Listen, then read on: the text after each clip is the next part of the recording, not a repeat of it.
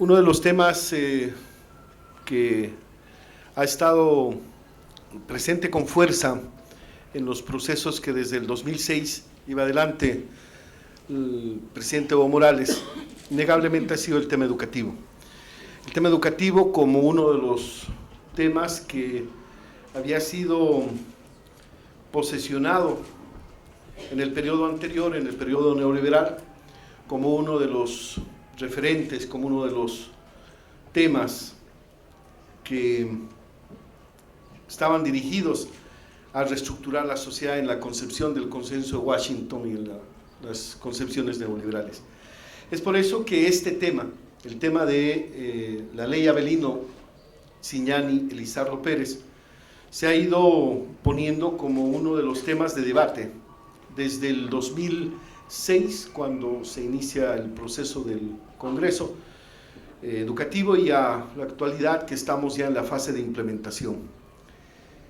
Para poder comprender la ley Avelino Ziñani Elizardo Pérez como obviamente una alternativa a los modelos neoliberales en el ámbito educativo, es importante comprender que la ley Avelino Ziñani Elizardo Pérez tiene un contenido histórico, acumula una serie de construcciones históricas, y a partir de ello se constituye en su esencia misma en uno de los momentos más importantes en la historia de Bolivia. Y no porque estemos a la cabeza del ministerio hacemos esta afirmación. Quiero compartir con ustedes lo que para nosotros en el sentido histórico es la fuerza de la ley Avelino Ziñani Elizardo Pérez y este proceso de revolución educativa, como lo hemos llamado. Un tema que es importante ver en los contenidos históricos son los momentos históricos de la educación. Bolivia ha tenido, por lo menos en los dos últimos siglos, siglo XX y siglo XXI, 4 momentos significativos. Para la década de los 20, todo el contexto de las reformas liberales en el tema educativo, articuladas a un momento económico muy fuerte, en donde la minería del estaño se va posicionando como uno de los referentes económicos fundamentales, y toda esa famosa historia de Patiño, de Hochschild, Aramayo, como los grandes mineros de la época de principios del siglo XX, van marcando el rumbo de la economía boliviana, pero al mismo tiempo van marcando el rumbo de las relaciones sociales, fundamentalmente las relaciones educativas. Para la década de los 20, ya Patiño, ese gran potentado minero del estaño, constituía uno de los soportes de lo que era la economía boliviana. Y van planteando, a través de los gobiernos que estaban estructurados bajo su dominio y su influencia, un proyecto educativo que tienda a responder a las necesidades de lo que era ese momento la minería. ¿Qué significaba? La mayoría de la población para 1920, 1930, estaba constituida por los indígenas, en un 70-80% analfabetos, excluidos de la educación y por lo tanto, obviamente, excluidos de las posibilidades de ser mano de obra en contextos obreros. De ahí es que se diseña en esta época todo un proyecto de incorporación del indígena al contexto educativo, fundamentalmente vinculado a darle las orientaciones y las bases suficientes para que pueda incorporarse como mano de obra barata y obviamente con condiciones adecuadas en el contexto de la minería. Un segundo momento histórico de la educación se da en el contexto de 1952-1955. Todo el periodo anterior de la minería estaba caracterizado por una condición feudal capitalista, relaciones en el campo feudales, patronaje, servidumbre, y en el contexto de la minería, relaciones capitalistas. Este periodo histórico se ve quebrado cuando, después de un largo proceso de acumulaciones históricas, Se llega a 1952 y se impulsa lo que se conoce como la Revolución del 52, la Revolución Nacional, la Revolución Democrático-Burguesa. ¿Cuál fue el objetivo fundamental de este proceso de transformación estructural en el caso boliviano? El objetivo estaba dirigido a romper las bases feudales o semifeudales de servidumbre, pongueaje, e incorporarlas a los diferentes actores sociales a un proceso de desarrollo e industrialización del país sobre base capitalista. Por lo tanto, 1952 es un momento histórico que quiebra todo lo que son las relaciones feudales predominantes en el campo, y es el momento en donde se lanza el voto universal, el contexto del derecho a la educación, el contexto del derecho del voto a la mujer y otros elementos democratizantes, democráticos y obviamente estructuralmente transformadores. En el contexto de la educación se presenta uno de los hitos más importantes con la promulgación de la ley que aprueba el Código de la Educación Boliviana. Un código que va a ser reivindicado por el magisterio, va a ser reivindicado por el conjunto de actores educativos como uno de los más avanzados. Y obviamente estuvo vigente durante muchísimo tiempo. El Código de la Educación Boliviana constituye innegablemente un hito en el marco de la educación, parte de una declaración de que la educación es parte fundamental de la liberación de los pueblos. Si bien se logró avances importantes, algo que quedó pendiente es el contexto de lo indígena dentro de este código. Se democratiza el derecho a la educación, se establece la obligación del Estado en soportar, sostener y desarrollar la educación para todos y todos los bolivianos, pero deja de lado un componente fundamental, y es el que el derecho a la educación, además de ser un derecho democrático y debe ser un derecho universal, el derecho a la educación debe estar en los contextos de cada uno de los pueblos y naciones, de cada uno de los contextos de lengua y cultura. Y esto no lo hizo el Código de la Educación, democratizó la educación sin resolver el problema indígena. El Código de la Educación está vigente desde el 55 hasta 1994. En Bolivia, la presencia del Consenso de Washington y las políticas neoliberales empieza a incorporarse con fuerza a partir de 1985. Para 1985 Bolivia entra en la peor crisis económica de su historia, con tendencias hay autores que hablan del 25.000% de inflación, otros hablan de 9.000% de inflación, dependiendo de cuál sea la regla del cálculo del crecimiento de los precios. Pero lo cierto es que en ese contexto de 1985, Bolivia entra en una quiebra formal, porque el estaño, producto de las políticas famosas del buffer stock de Estados Unidos, quiebran, el precio del estaño formalmente queda en cero y toda la estructura productiva de Bolivia, sustentada en la minería del estaño, iba a pérdida. Por lo tanto, frente a una situación de hiperinflación, viene una respuesta neoliberal. Se disputan entre Jeffrey Sachs, los Chicago Boys, entre Milton Friedman, Jeffrey Sachs, Chicago Boys y algunos otros boys más, quién fue el real autor de la ley, del decreto supremo 21060, que fue el que modificó las relaciones económicas de una economía del 52, el 55, sustentada en el estado del bienestar, en un capitalismo de estado, y el 85 cambia el rumbo hacia formas radicalmente neoliberales. Les decía, se disputan quién es el autor, porque innegablemente los planteamientos que se hicieron fueron radicales. ¿Cómo controlaron la hiperinflación? A través de una hiperdesocupación. Es decir, la forma de controlar el mecanismo de la crisis económica o controlar el tema de la crisis de precios, fue a través de reducir a los demandantes. Es decir, en la ley del mercado, mientras más demanda haya, más precio va a haber.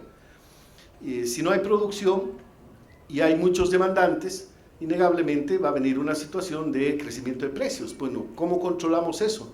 En Bolivia, por la vía de reducir a los demandantes. Como no los podían eliminar físicamente, los eliminaron laboralmente. Y este fue uno de los mecanismos que se utilizó en la minería. De 25.000 mineros, 25.000 aproximadamente, expulsaron de las minas, pero además expulsaron de sus casas, expulsaron de su espacio laboral, etcétera, a cerca de 25.000, bajo un denominativo que fue relocalización. Este proceso da inicio a lo que es el periodo neoliberal. Inmediatamente, para 1994, se establecen las políticas sociales, fundamentalmente la política educativa neoliberal. En el contexto neoliberal se incorpora, en 1994, la Ley 1565, que estuvo vigente hasta el 2010. La Ley neoliberal de 1994 planteó una serie de políticas educativas que son coincidentes en América Latina. ¿Por qué? Porque obviamente venían, en lo general, bajo libreto, mandato y condicionamiento del Fondo Monetario. Esto lo digo no por usar simplemente un argumento discursivo, sino porque así fue. En el convenio de, si no me equivoco, el 90 o el 92, se establecía que Bolivia, para recibir el apoyo del Fondo Monetario, apoyo presupuestario del Fondo Monetario, debería realizar un conjunto de reformas. Ya lo había hecho en la economía, lo había hecho en algunas temáticas, seguridad social, pero faltaba la reforma educativa. Y le plantea el Fondo Monetario a Bolivia el de, para recibir mayor apoyo, debería transformar la educación. Ahí se aprueba la Ley 1565 de corte y esencia neoliberal, privatizadora, privatizante, con una serie de referencias a temas vinculadas a la currícula, vinculadas a la estructura docente, vinculadas al contexto universitario, al tema de la autonomía, etc.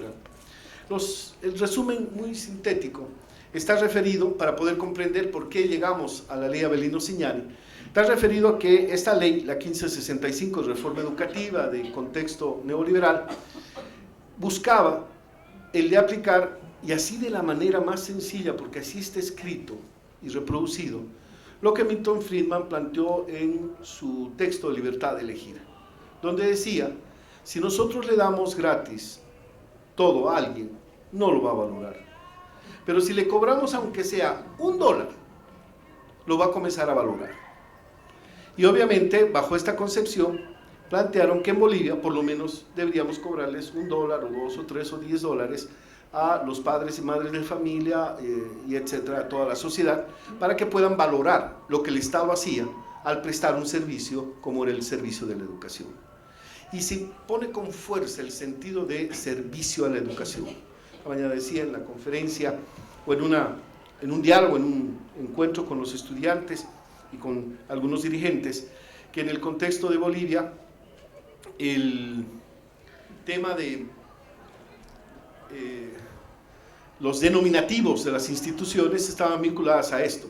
¿Cómo se llamaba la entidad regional que administraba y gestionaba el tema educativo? Servicio de Educación Departamental.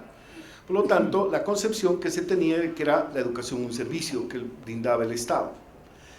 Este servicio, además, se vinculaba a ciertos componentes como el tema de la docencia tiene que estar en el marco del mercado igual que el resto de la educación.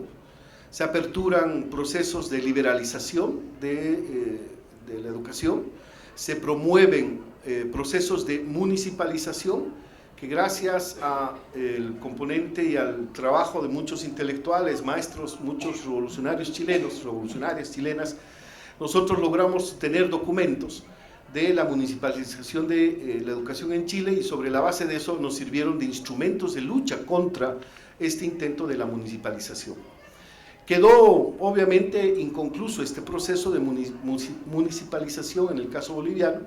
Solamente se transfieren los aspectos vinculados a infraestructura y a los aspectos de equipamiento, la parte más que todo de material. El tema del docente, de los docentes, de las docentes, no es transferido al ámbito municipal. Los sindicatos constituyen una resistencia dura a todo este intento de trasladar también el contexto de la docencia a los ámbitos municipales. La planilla docente, la planilla del magisterio no es trasladada y se queda en un contexto intermedio. Otro tema que es privatizado es el tema de la docencia de la formación docente a través de lo que fue la licitación vía convocatoria pública por prensa a las universidades para que puedan adjudicarse una de las normales y obviamente administrarla. Se licitó, así directamente se sacó la lista de normales ofertándolas a las universidades para que puedan hacer propuestas de cuántos millones pagaban por administrarlas. ¿Qué significaba esto?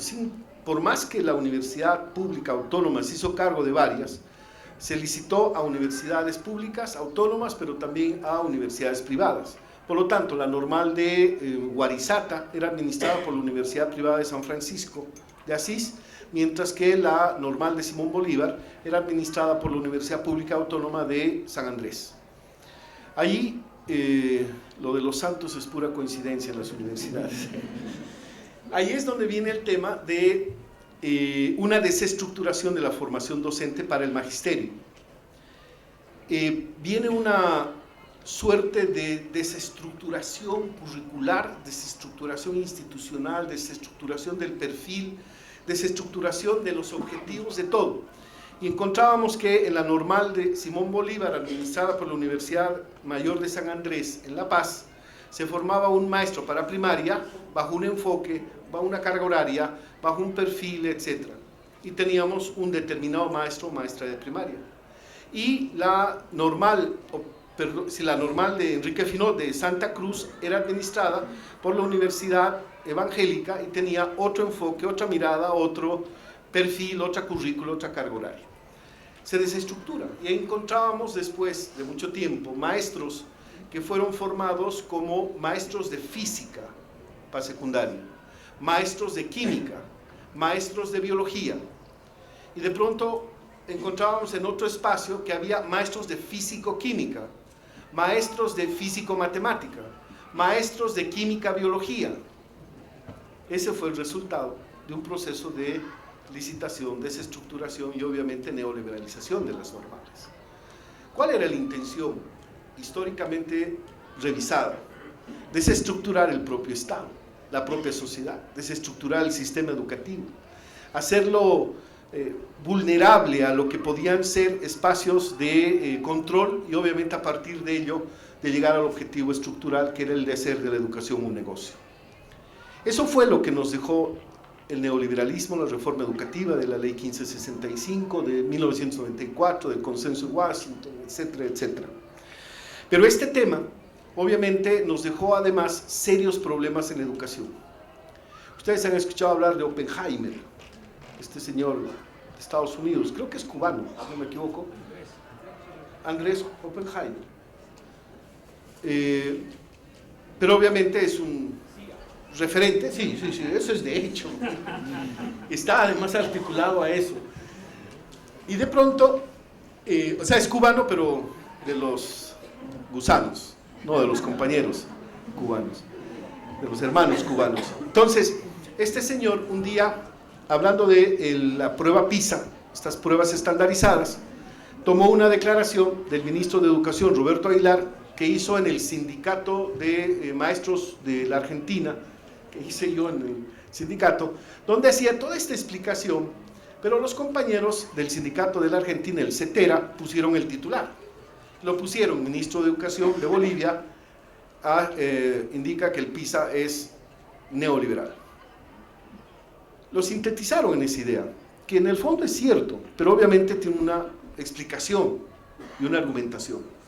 Y ahí les decía este tema de Oppenheimer, que agarra y dice, el ministro de Educación es un cobarde, utiliza esa palabra, igual que Venezuela, nos hace a Venezuela y no me creo Ecuador más, no, Ecuador está en las pruebas PISA, pero por lo menos Venezuela, Bolivia, somos unos cobardes, se utiliza este término, y han intentado a través de la prueba PISA usar, porque lo he escuchado muchas veces, el tema del que esté en PISA es valiente, y el que no esté en PISA es un cobarde, porque no quiere evaluarse, no quiere compararse y por lo tanto no quiere hacer seguimiento a su calidad de educación, y no es eso. Si me preguntan a mí cuál es el nivel de educación, de la calidad de la educación de Bolivia, por lo menos en los 2 años anteriores, no necesitaba una prueba PISA para decir que la calidad era pésima, que todavía tenemos una calidad con serios impactos. ¿Por qué? Porque lo que está todavía vigente y estamos transformando, estamos en el segundo año, en el primer año curricular de la transformación educativa, es lo que nos han dejado los neoliberales. Si preguntamos cuál es la calidad de la formación docente, lo que tendría que decirles es que es mala, desarticulada, desintegrada, porque eso es lo que nos dejaron de la desestructuración de las normales. Por lo tanto, no necesitamos prueba PISA para saber que nuestra calidad educativa está en serios problemas, pero eso es lo que nos han dejado y eso es lo que queremos cambiar. Y en ese contexto de querer cambiar es donde el 2006 se hace el Congreso Educativo, con algunas complejidades. Comenzó como un tema de un planteamiento tradicional en el contexto sindical, lo convoca el Ministerio de Educación, y se intenta desarrollarlo dentro de una experiencia sindical. Y ahí viene uno de los temas complejos, porque cuando se convoca un congreso, lo primero que se pregunta, ¿y cuántos delegados tendremos? Y obviamente ahí viene la pugna, la discusión, el debate. Y unos quieren tener más, argumentan para ello, y otros quieren tener más y argumentan para ello. Cuando se preguntó cuántos maestros deberían participar en el Congreso, innegablemente la respuesta era: deberíamos ser solamente los maestros. Somos la esencia del proceso educativo. Pero los padres de familia con una fuerza vienen y dicen: un ratito, nosotros somos los padres y madres, son nuestros hijos quienes educan a los maestros, también tenemos derecho a participar. Y vienen obviamente los sectores y actores sociales, como los pueblos y naciones indígenas, las organizaciones sindicales, rurales, campesinas, y dicen: un momentito, ustedes educan a nuestros hijos, ustedes son parte de nosotros, por lo tanto, nosotros somos los que deberíamos tener orgánicamente la mayor presencia. Y viene un debate por el tema numérico, y viene un debate por quién preside el Congreso, y viene un debate por tradicionalidades dentro de un contexto de organización que obviamente termina no muy bien, termina con rupturas. Los maestros no pudieron dirigir el presidio, el ministro de entonces quería dirigir el presidio, los padres decían que eran los que tenían el mayor derecho y no se pudo concretizar. Se rompió el Congreso, pero dejó una base, una semilla plantada que fue obviamente la base sobre la cual se articula la ley Avelino Ciñani, Elizardo Pérez. Deja las bases de principio y sobre esa base se van a ir articulando. La ley Avelino Ciñani y Elizardo Pérez, luego pasaremos ya a la otra parte, sí, está articulada dentro de lo que es el proceso de transformación y construcción del nuevo Estado. Y decíamos, el proceso en Bolivia ha estado articulado desde la Asamblea Constituyente, desde los congresos de cada uno de los sindicatos, organizaciones, etcétera, dentro de un marco irreverente. Irreverente en el sentido de que ha comenzado a cuestionar y a poner su dedo en las llagas de aquello que nos ha quedado como herencia, herencia académica, herencia teórica, herencia de estados, herencia de concepciones y de construcciones también ideológicas. Un ejemplo muy simple es que cuando se comenzó a plantear por parte de las organizaciones indígenas la necesidad de un reconocimiento del Estado plurinacional, la teoría del Estado, en todas sus versiones, planteaba de que no podía constituirse un Estado plurinacional. La teoría nos dice que es Estado-nación, porque obviamente la base sobre las relaciones capitalistas y el mercado interno nos articulan, etc. Y de todo el discurso explicativo.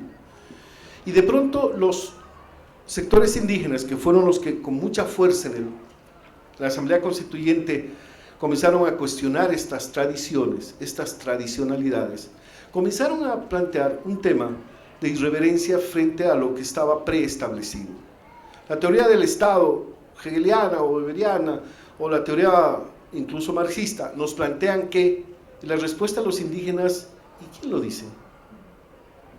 No, pero lo plantean grandes teóricos constitucionalistas. ¿De dónde? Bueno, en el contexto del desarrollo constitucional europeo se planteó, ¿y para dónde escribieron ellos? ¿Conocen la realidad aymara? ¿Conocen la realidad quechua? ¿Conocen la realidad diversa que tenemos en los guaraníes? Y ahí vino un primer cuestionamiento a las tradicionalidades en la interpretación del tema constitucional. Este tema permitió el ir construyendo la nueva concepción del Estado a través de rupturas fuertes en el contexto de lo que tradicionalmente se había manejado en temas constitucionales. Y uno de los temas que se plantea ahí con fuerza, innegablemente, de rupturas e irreverencias hacia lo tradicional, es el ámbito educativo.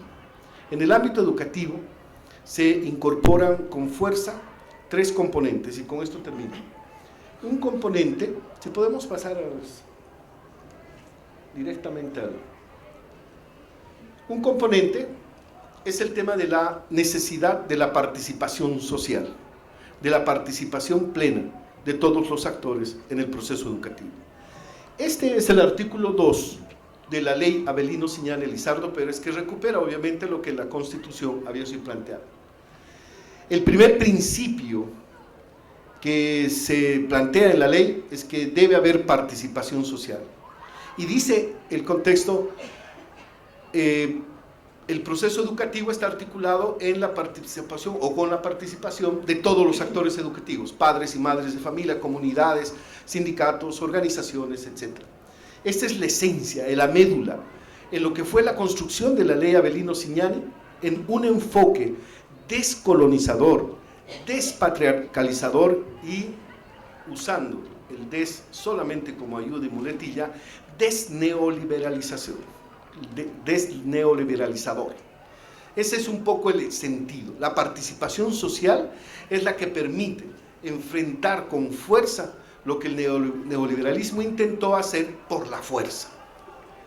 Y esto es bien clarito. Hay un texto de Franco Gamboa, un intelectual boliviano, que escribe y dice: la ley 1565 de la reforma educativa, la neoliberal, no fue comprendida en su verdadera magnitud y profundidad.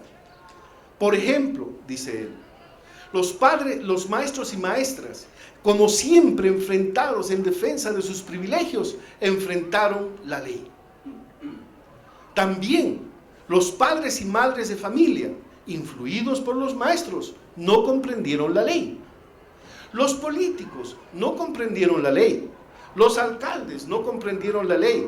E incluso termina diciendo, ni los propios funcionarios comprendieron la ley 1565 del neoliberalismo. Es decir, nadie la comprendía, la ley 1565. ¿Y cómo se impuso entonces? Por la vía de la fuerza, por la vía de la condicionante, por la vía de la imposición. Frente a esta forma de imponer una ley, la ley Avelino Siñani estructuró el mecanismo de la participación social como el componente más fuerte. Y esto les resumo. La ley Avelino Siñani fue presentada en el ampliado nacional de los maestros urbanos. De 56 sindicatos departamentales y regionales, 53 aprueban la ley y 3 la rechazan por votación. En el ampliado del movimiento de la Confederación de Maestros Rurales de Bolivia, tenemos ahí 2 confederaciones, urbanos rurales, como efecto del Código de la Educación. ¿Se acuerdan ustedes? Planteábamos el Código de la Educación del 55 dividió la educación en 2. La educación urbana, dependiente del Ministerio de Educación, y la educación rural, dependiente del Ministerio de Agricultura. Vean esa diferencia. O sea, democratizó la educación, todos tienen derecho a la educación, pero la educación rural depende del Ministerio de Agricultura, no del Ministerio de Educación. Van reformas y llegamos obviamente a la actualidad, y las confederaciones están divididas en 2, urbanos, rurales. En urbanos, 53 votos a favor, 3 en contra, y en rurales sacan una resolución. El proyecto de ley Avelino Siñani Lizardo Pérez se constituye en un patrimonio del movimiento sindical rural del magisterio, por lo que no permitiremos que se cambie ni una coma. Esta fuerza permite ir hacia el ámbito de lo que es la aprobación en el ámbito del magisterio. Segundo, se hacen los eventos con padres y madres de familia en sus diferentes formas organizativas. Se hacen los eventos con los consejos educativos de los pueblos originarios, los CEPOS. Se hacen eventos con las organizaciones sindicales matrices, Central Obrera, con la Central Sindical Única de Trabajadores Campesinos, con las mujeres campesinas, Bartolina Sisa, con todas las organizaciones indígenas. En el Pacto de Unidad se hacen los eventos y se va probando. Nos vamos a los pueblos indígenas de Tierras Bajas, se expone y se va poco a poco aprobando, volviendo una ley de todos y de todas, y no en simplemente discurso. La única ley que no ha generado debate ni oposición de la oposición en la Asamblea Legislativa Plurinacional de Bolivia fue la ley educativa. Fue incluso argumentada y defendida por sectores conservadores, porque veían obviamente que en esta ley se articulaban consensos. Participación social, el primer elemento. Segundo, el tema de las unidades educativas fiscales, unidades educativas privadas y las unidades educativas de convenio, es lo que deriva de el reconocimiento de la Constitución a estas tres posibilidades. Las unidades fiscales obviamente son las fiscales y gratuitas y constituyen el 98% aproximadamente, 95% aproximadamente de los centros educativos. Bolivia tiene cerca de 16.000 centros educativos, de los cuales 15.000 son fiscales. 14.000 son fiscales, cerca de 1.500 son de convenio y estamos por los 800.000 más o menos de privados.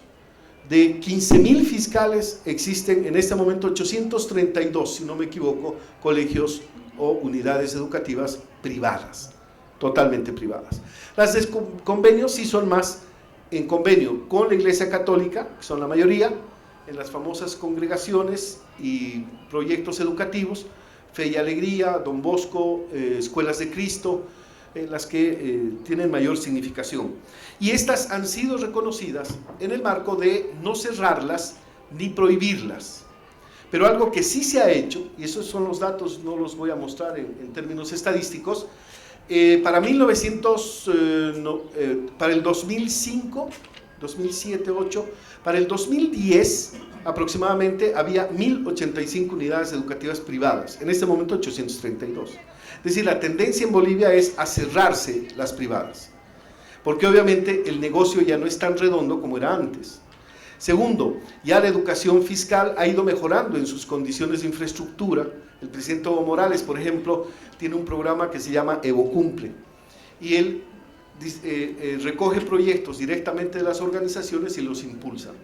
Él ha establecido, por ejemplo, que las infraestructuras en zonas rurales fundamentalmente no pueden, bajo ninguna circunstancia, ser diferentes a las que tenemos en las ciudades. ¿Pero qué significa esto? Que son en las condiciones adecuadas del diseño arquitectónico, pero además todas deben tener comedor, cocina, pero además deben tener laboratorio de físico-química, biología, pero además deben tener talleres, de tal manera que en el último tiempo se han transformado cerca del 40% de las unidades educativas por el proyecto Evo Cumple con las condiciones óptimas para el desarrollo del modelo educativo. A eso se han añadido obviamente otros componentes que han ido permitiendo el fortalecimiento de la educación fiscal. Sí, ahí ya termino, mil disculpas. Y termino con el tema. Dentro de este marco se han incorporado los derechos de los diferentes actores educativos, de los padres y madres a escoger la educación de sus hijos, de los maestros, maestras y trabajadores de la educación a tener inamovilidad funcionaria y obviamente se los retira previo proceso, al reconocimiento del escalafón nacional del magisterio como el instrumento de ascenso interno, al tema del derecho a la sindicalización. Vean ustedes cómo en la ley educativa incorporamos el derecho a la sindicalización, pero además incorporamos el derecho a la organización estudiantil. Esto fue una demanda de los propios actores, estudiantes, maestros, que tienen sus propios estatutos tienen sus propios mecanismos internos y la ley lo que hace es establecer como parte del ámbito legislativo, por lo tanto obligatorio de respetar la estructura de los actores. Ahí hay un tema, el último, promoción del deporte como uno de los principios actores. El presidente Evo Morales es el primer deportista de Bolivia y considera que el deporte es salud, es educación, es integración, y por ello es que está como uno de los principios esenciales. Yo me quedo ahí en términos de lo que puede ser una síntesis muy rápida. Bolivia ha avanzado muchísimo en el tema educativo porque se han logrado transformar temas. La inversión en educación, en este momento estamos en un rango de 7.9 a 8.3 del Producto Interno Bruto. Somos el primer país en América del Sur con el mayor nivel de inversión, y en América Latina, después de Cuba, somos el segundo país con mayor nivel de inversión. Hemos pasado de 4.500 millones de bolivianos, que era el 2005 el presupuesto, a 18.000 millones de bolivianos para este año. Vean ustedes cómo 14.000 millones de bolivianos ha crecido el presupuesto y no ha habido devaluación de la moneda. Es decir, no es que creció el presupuesto, pero la moneda se desvalorizó. Y obviamente ahí quedan elementos complementarios, la respuesta a las demandas del magisterio en temas salariales. Ustedes ven ahora el pliego, sin desmerecer que seguimos teniendo grandes debates, incluso movilizaciones. En la estructura misma del pliego de peticiones, el tema económico ha pasado a un relativo segundo plano, porque se han planteado respuestas y alternativas a temas históricos, déficit histórico, el tema de no pago de horas, el incremento salarial, etc. Es decir, transformación educativa, respuesta a los contextos de las demandas sectoriales, pero además obviamente una respuesta a las estructuras de hacer una educación digna. Eso es lo que hemos hecho frente al neoliberalismo, que fue destructivo de nuestra educación. Mil disculpas y gracias.